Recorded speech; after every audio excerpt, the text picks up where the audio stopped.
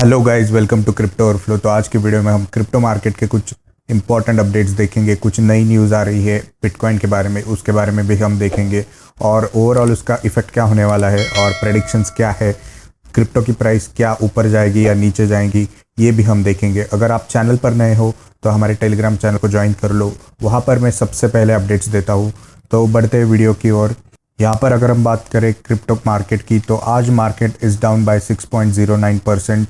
कल हमें थोड़ा मार्केट अब दिखाई दे रहा था, लेकिन वो ओवरऑल डाउन ही था, तो आज ही कंटिन्यू हो रहा है। अगर आप देखोगे तो यहाँ पर बिटकॉइन 4.16% से डाउन है, इथीरियम भी 5.94% से डाउन है, और ओवरऑल हम अगर बात करें ऑल्ट कॉइन्स या कोई मीम कॉइन्स की, तो सभी अभी डाउन ही चल रहे हैं। और रही बात कुछ और कॉइन्स की जो इक्का दुक्का आपको ग्रीन में दिख रहा है, तो वो किसी और रीज़न से आपको ग्रीन में दिखाई दे रहे हैं। अगर हम देखें इन द लास्ट 24 आवर्स, तो सब कुछ पूरा मार्केट अभी भी रेड में ही है। कल जो हमें दिखाई दिया था थोड़ा ग्रीन, वो भी नहीं है अभी। और अगर हम बात करें लास्ट के 7 डेज़ की, तो अभी भी मार्केट पूरी तरह रेड में है। अराउंड 20% से लेकर 30% तक डाउन चल रहा है। तो ओवरऑल जो है, ये जो इन्फ्लेशन की वजह से, इन्फ्लेशन रेट्स के आने की वजह से जो मार्केट डाउन नीचे चला गया है, वो अभी तक जो है रिकवर नहीं हुआ है और हमें जो है उसका वेट करना पड़ेगा। अगर हम बात करें फियर एंड ग्रीड इंडेक्स की, तो वो अभी 9 पर है, कल जो है वो 7 पर था। तो थोड़ी इंप्रूवमेंट आपको देखने को मिलेगी, लेकिन ये फिर भी एक्सट्रीम फियर की कैटेगरी में आता है। तो अभी भी मैं कहूँगा कि मार्केट काफ़ी पैनिक में है और लोग जो है फटाफट लिक्विडेट करते जा रहे हैं अपने क्रिप्टो एसेट्स को, चाहे वो NFTs हो, कॉइन्स हो, या फिर कोई और मीम कॉइन्स, ऑल्ट कॉइन्स हो।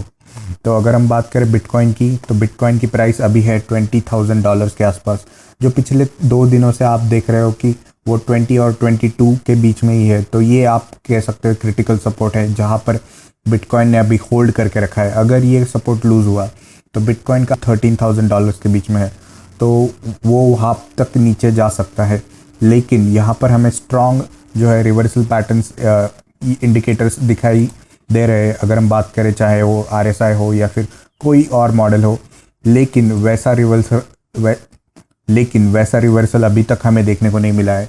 तो होप करते हैं कि वो, तो शायद आने वाले दिनों में, कुछ दिनों में हमें क्लियर पिक्चर मिल सके। हमें ये भी नहीं पता कि ये मार्केट का बॉटम है या नहीं है। तो आप ये मत समझ लेना कि ये अब बॉटम आ गया है, इसके नीचे भी जा सकता है बिटकॉइन। और अगर बिटकॉइन नीचे गया तो सभी को लेके नीचे जाएगा, चाहे वो इथीरियम हो या फिर शिबा इनू हो या फिर कोई और कॉइन हो। तो अभी जो है बहुत बड़ी मात्रा में आपको यहाँ पर मूवमेंट दिखाई दे रही है। कुछ भी आपको इंडिकेशन यहाँ से नहीं मिल रहा है। प्राइस ऊपर जाती है फिर नीचे आती है। ये इसलिए हो रहा है क्योंकि मार्केट अभी काफ़ी पैनिक में है, और प्राइस को जो पहले से ही वोलेटाइल होती है वो और भी वोलेटाइल बना रहा है, क्योंकि कोई क्लियर इंडिकेशन यहाँ पर हमें नहीं दिखाई दे रहा। तो अगर हम बात करें इथीरियम की, तो इथीरियम अराउंड $1100 पर है अभी, और वो 11 to 1250 के आसपास ही है पिछले 2-3 दिनों से। तो ये, इसे आप कह सकते हो कि यहाँ पर आपको इस रेंज में थोड़ा कंसोलिडेशन देखने को मिलेगा। लेकिन अगर इसने ये लूज़ किया तो ये काफ़ी नीचे जा सकता है।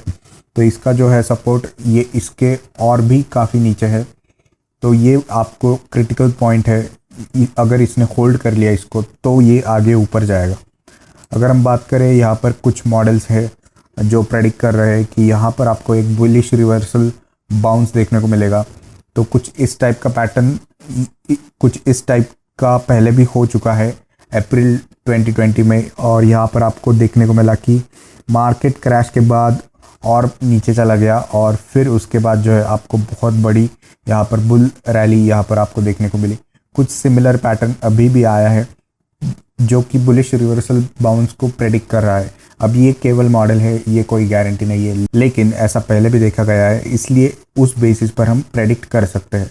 अगर हम बात करें क्रिप्टो न्यूज़ की, तो इलॉन मस्क को जो है सू कर दिया है, यानी कि उन पर केस कर दिया है $258 बिलियन का over alleged Dogecoin pyramid scheme. यानी कि डॉजकॉइन को एक पिरामिड स्कीम बताते हुए किसी व्यक्ति ने इलॉन मस्क को $258 बिलियन से का केस लगा दिया है। अगर हम बात करें इलॉन की, तो आपको पता ही होगा कि इलॉन मस्क बहुत एक्टिवली इन्वॉल्व रहते हैं डोजकॉइन या फिर क्रिप्टो करेंसी इन जनरल में, और वे काफ़ी वोकल भी होते हैं इसके बारे में, ट्वीट्स भी करते हैं। आपको पता ही होगा कि इलॉन मस्क बहुत स्ट्रॉन्ग सपोर्टर है डॉज कॉइन के, और जब भी वो ट्वीट करते हैं तो डॉज कॉइन की प्राइस जो है ऊपर चली जाती है। तो इसी के चक्कर में मैनहट्टन में कीथ जॉनसन ने Elon Musk, electric car company Tesla और स्पेस टूरिज्म कंपनी स्पेसएक्स को racketeering for touting Dogecoin and driving up its price only to then let the price tumble, यानी कि पंप और dump के case में Elon को accused करके यहाँ पर सू किया गया है। अब आपको तो पता ही है कि वो इलॉन फ्रीली कुछ भी कह सकता है अपने सोशल मीडिया अकाउंट पे, हालांकि उसका इन्फ्लुएंस काफ़ी ज़्यादा है, लेकिन ये जो इन्वेस्टमेंट होती है वो जो व्यक्ति है वो अपनी रिस्क पर ही करता है, ना कि इलॉन के बताने पर करता है। तो इसलिए इसका कोई मतलब नहीं है। और अगर आप वैल्यूएशन देख लो, $258 बिलियन से बहुत बड़ी, यानी कि इलॉन का सारा पैसा इसमें ही लग सकता है। तो ऑब्वियसली ये कुछ ऐसा ही स्टंट आप मान सकते हो, और इससे कुछ भी नहीं होने वाला। तो अगर हम देखें अगली इंपॉर्टेंट न्यूज़, तो वो है 3 Arrows faces possible insolvency after unforeseen liquidations. तो 3 Arrows कैपिटल ये एक दुबई बेस्ड फंड है जो क्रिप्टो करेंसी में काम करता है, और उन्होंने एटलीस्ट $400 मिलियन के लिक्विडेशंस की पॉसिबिलिटी बताई है। यानी कि अगर हम देखें ये फॉल के चलते हुए, तो इथीरियम, सोलाना और लूना में इन्वेस्टेड थे 3AC, और जिसकी प्राइस 77%, 90% और लूना की तो 99.7% तक गिर गई है। तो आप देखो कि उनका सारा पैसा जो है डूब गया है।